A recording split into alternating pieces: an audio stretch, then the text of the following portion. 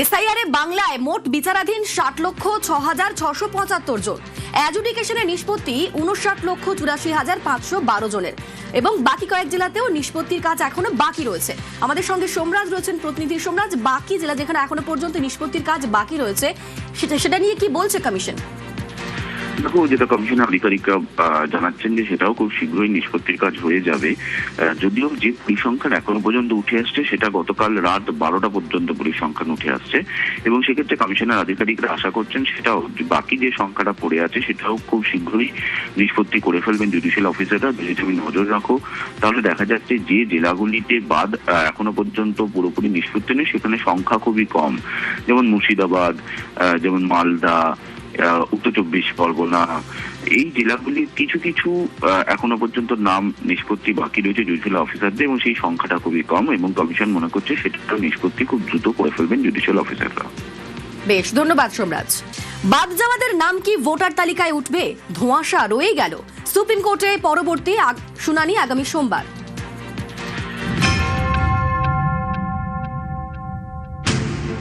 সোমবার সুপ্রিম কোর্টে এসআইআর মামলা শুনানির শুরুতেই প্রধান বিচারপতি সূর্যকান্ত জানান, কলকাতা হাইকোর্টের প্রধান বিচারপতির তরফ থেকে একটি রিপোর্ট দেওয়া হয়েছে।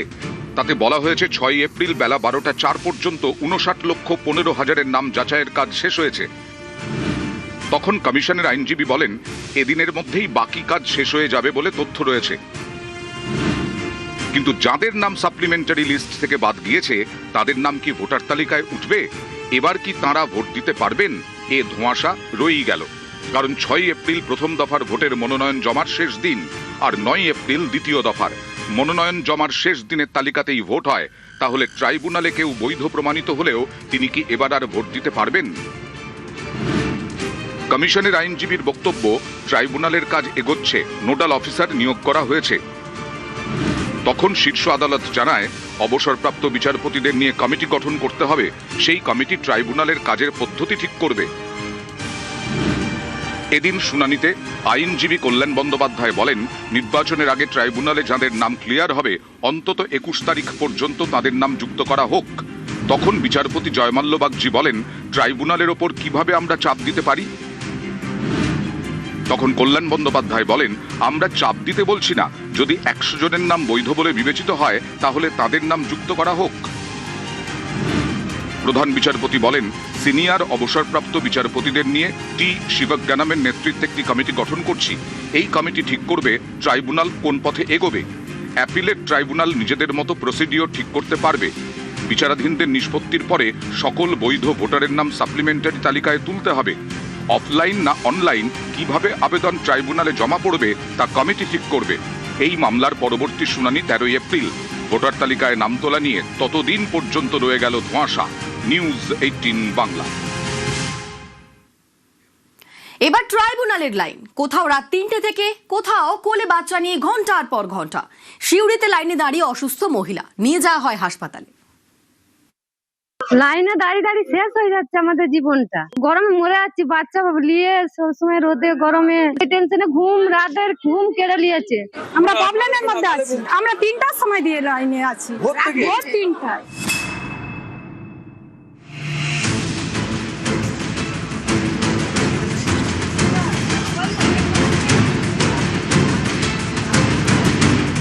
বাঁকুড়ার বিষ্ণুপুরের মহকুমা অফিস। সোমবার সকাল থেকে এই অফিসের সামনে লম্বা লাইন।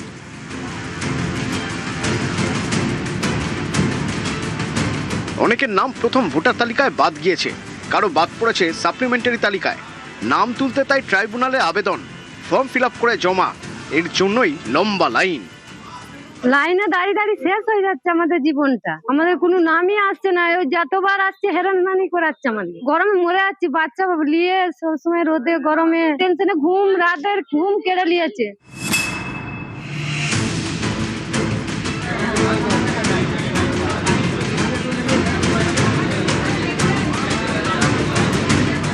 পশ্চিম মেদিনীপুরের ঘাটাল, এখানকার মহকুমা অফিসের সামনেও সকাল থেকে লম্বা লাইন।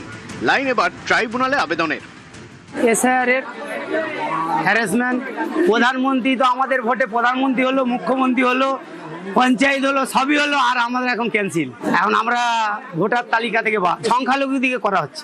এতক্ষণ দাঁড়িয়ে আমাদের হায়রানি পেরেশানি, ছোট ছোট বাচ্চা নিয়ে এই 3 মার ফেরত এলো, আমরা প্রবলেমের মধ্যে আছি। কাল এই যে রোদ আমরা 3টার সময় দিয়ে লাইনে আছি, ভোর 3টা।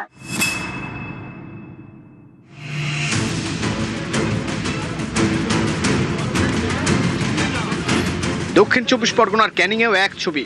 সোমবার সকাল থেকে ক্যানিং এসডি অফিসের সামনে লম্বা লাইন। আমাদের ডিলেট হয়েছে, তাই তা জানি না, ডিলেট এসছে কাগজে এইটুকু জানি, আমাদের বিএলও বলতে পারে না। আবার ডকুমেন্ট জমা দিতে আমাদের এখানকার অনেক কিছু ডকুমেন্টস আছে, জন্ম সার্টিফিকেট আছে, মাধ্যমিক সার্টিফিকেট আছে, 2002 সালের লিস্টে আমার মায়ের নাম আছে। অবশ্যই আতঙ্কে আছি আমরা চাই আমাদের পুনরায় আমাদের ভোটার অধিকার ফিরিয়ে দেয়।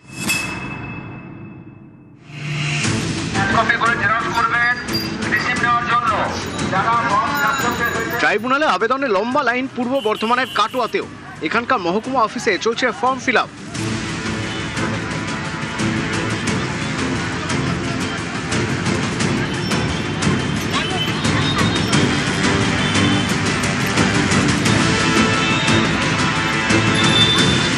আগে একবার কাগজ জমা দিয়েছিলাম, আবার সব ডিলেট হয়ে গেছে। সকাল 5টা থেকে এসে লাইনে দাঁড়িয়ে আছে, এখন এরপর আর হবে না বলছে, আজকে লাস্ট ডেট।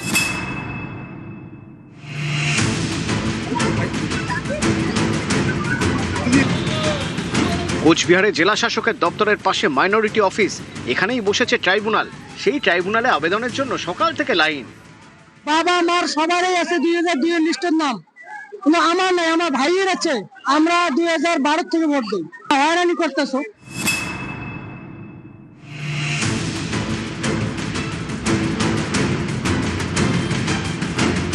বিধাননগর এসডিও অফিসের সামনেও লম্বা লাইন। ট্রাইব্যুনালে আবেদন করতে ভিড়ে ভিড়।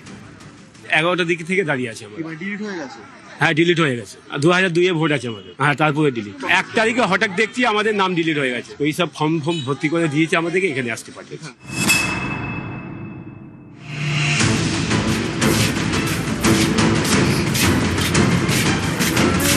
বীরভূমের সিউড়ি। অভিযোগ, এখানে ট্রাইব্যুনালের লাইনে দাঁড়িয়ে অসুস্থ হয়ে পড়েন তনুজা বিবি। দুবরাজপুরের বাসিন্দা, তাকে সিউড়ি সুপার স্পেশালিটি হাসপাতালে নিয়ে যাওয়া হয়। এসা লাইনে প্রচন্ড ভিড়, তো এবার রোদে আর হয়েছে, তখন আমি অত বুঝতে পারি নাই। তারপরে আস্তে আস্তে বলছে আমার গা মাথা ঘুরছে। নিউজ 18 বাংলা।